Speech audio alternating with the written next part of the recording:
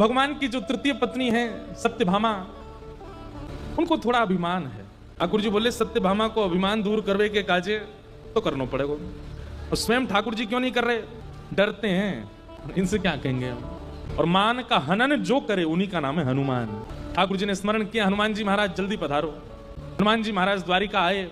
ठाकुर जी ने जाकर के अपनी सब पटरानियों को बुलाया और पटरानियों से कहा भैया देखो आज हमारे यहाँ एक अतिथि आ रहे हैं।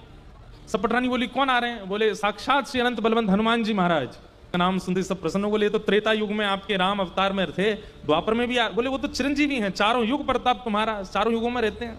बोले हमारी इच्छा है कि एक बार हम, ये भागवत जी की कथा नहीं है, ये अन्य भावों से कथा आती है। तो भगवान ने हनुमान बोले हमने हनुमान जी को बुलाया है कि आप हमारी द्वारिका में दर्शन कर जाओ।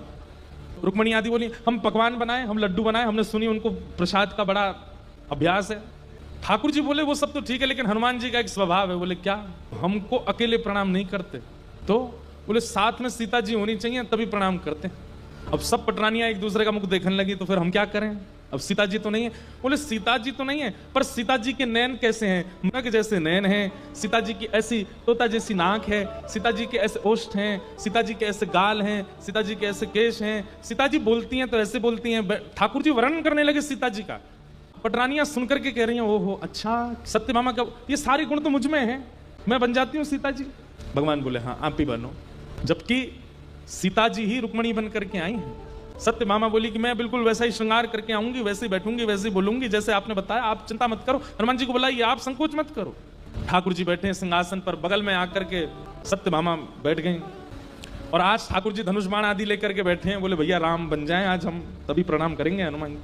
हनुमान जी आए, कीर्तन करते हुए, चलते नाचते कूदते हुए श्री हनुमान जी महाराज आए। और जैसे ही आकर के सिंहासन पर बैठे ठाकुर जी को देखा, नेत्र सजल हो, आहा मेरे राम, मेरे प्राण, मेरे सर्वस्व। लेकिन जैसे ही सत्यभामा जी को देखा, आंसू आंसू सब पहुंच गए उनके। ठाकुर जी से बोले ठाकुर जी आपने क्या कर दिया? भगवान बोले क्या हो गया? आप जानते हैं कि जब तक जानकी जी बगल में ना हूं मैं आपको प्रणाम नहीं कर पाता हूं। आप ये जानते हुए भी आपने जानकी जी कहां भेज दी? पता नहीं कौन किनको बैठा लिया अपने बगल में।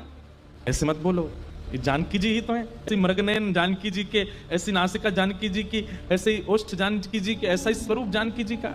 और आपके बगल में जो इस वक्त बैठी हैं उनके किसी भी रों से आपका नाम उद्दीपित नहीं हो रहा है, इसलिए क्षमा करें मैं आपको दंडवत प्रणाम नहीं करूंगा।